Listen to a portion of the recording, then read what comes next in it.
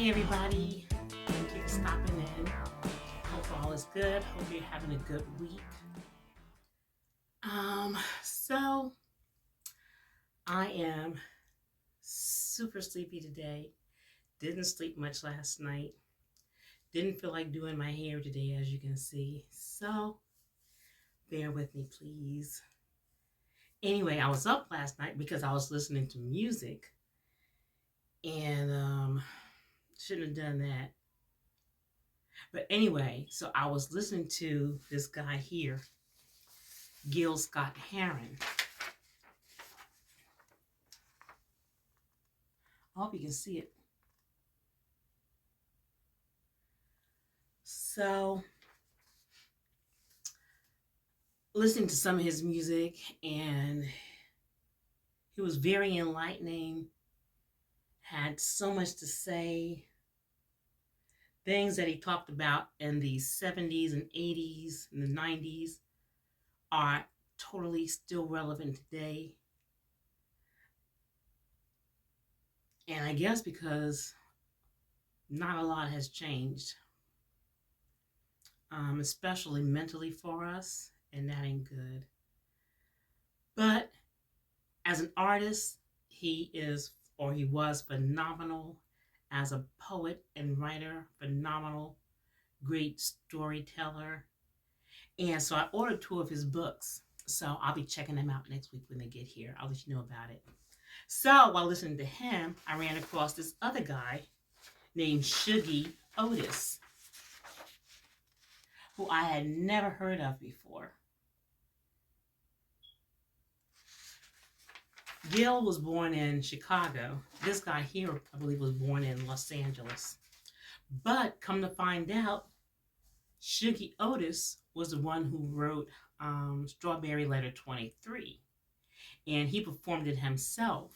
And then later, somehow, Brothers Johnson's got a hold of it. And it was produced by Quincy Jones. But check out Junie Otis. And for sure, check out Gil Scott-Heron. Unbelievable. And the last name is spelled Heron. So anyway, we left off where Junie was in the kitchen talking to his mother and going through some hard times emotionally. So when I was younger, he said, late teens and early to mid 20s, I guess we still had that hard exterior, some kind of shield up. Let me tell you, as a man, if that shield doesn't fade as we grow, something's wrong, or you haven't been living a meaningful life. My mom understood what I was saying, yet a part of her got a little mad at Paula for putting me through this. I told her not to be mad at her. She really is having mental and emotional problems. Eventually, Paula came home from work one evening and asked for a divorce, and I lost it. As soon as it came out of her mouth, I slapped her. I couldn't believe it, that she had said she wanted a divorce, or that I had even slapped her, almost to the floor. I started asking her to forgive me for hitting her and asking her to think about it for a while. I don't want a divorce. This was a rough night, and I truly mean a rough night. To have built my world around my wife and kids, and now for my world to be crumbling down on me. She didn't change her mind about it, though.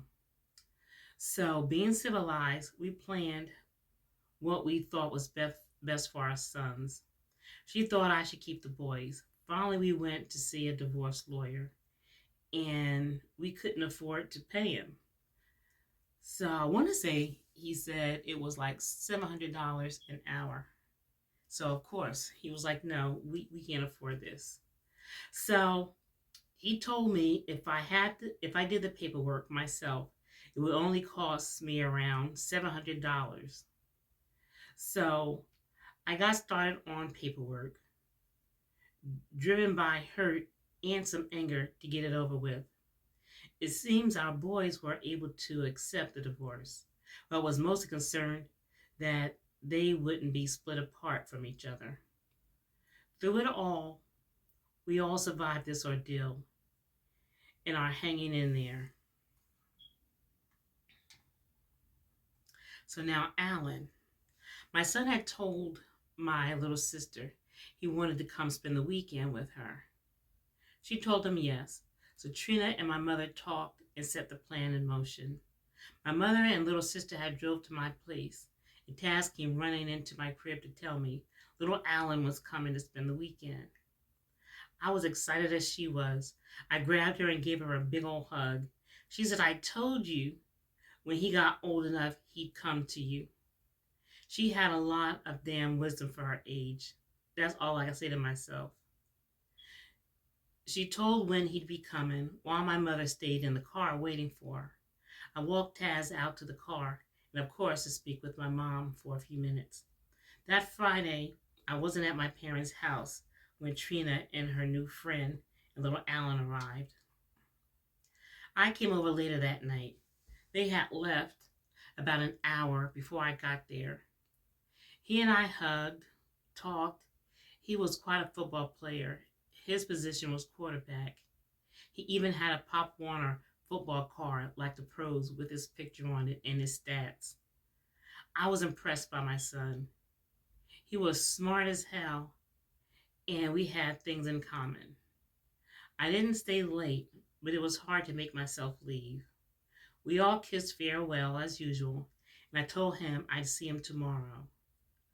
I was exiting and nervous about seeing my own flesh and blood. So I was excited and nervous about seeing my own flesh and blood. It had been a while. After getting back home, to my surprise, I did get a decent night of sleep, knowing I'd see him again tomorrow. The next morning was Saturday. I was still nervous. I got to my parents' house around 1 that afternoon, trying to play it cool, you know. Before I arrived, I'd had 2 drinks to loosen up. He and I got in my car and we rode around visiting family and friends. Everyone was saying how he looked so much like me. To be honest, he's just a lighter version of myself.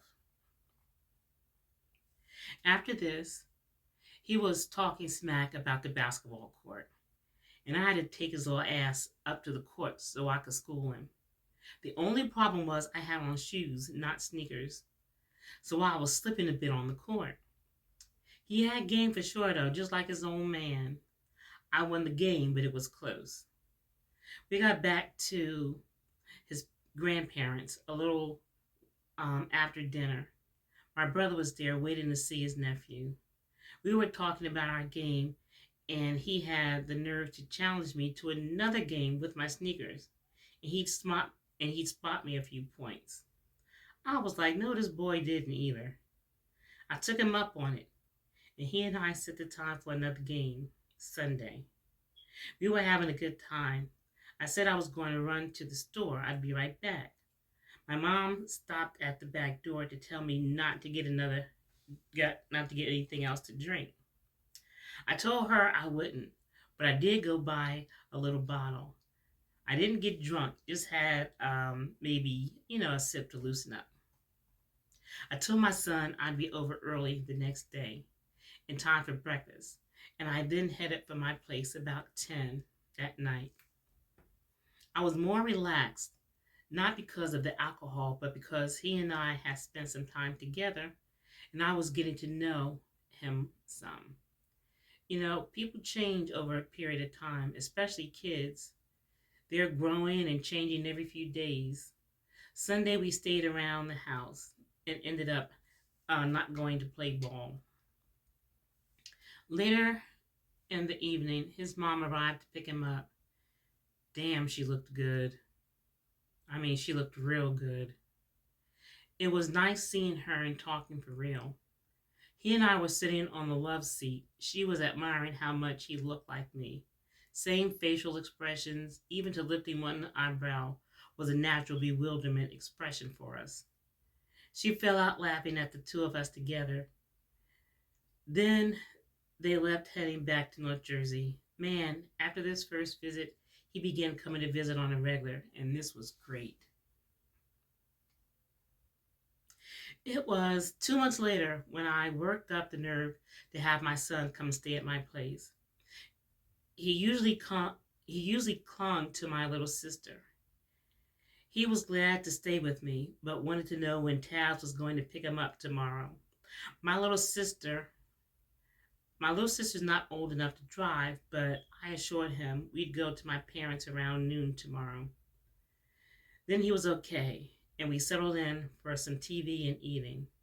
Things were going somewhat good between us, but he wasn't comfortable when I'd had a drink. I don't fake the funk. I'm me, and I don't put on fronts. I told him I would watch my drinking around him and wouldn't endanger him or me.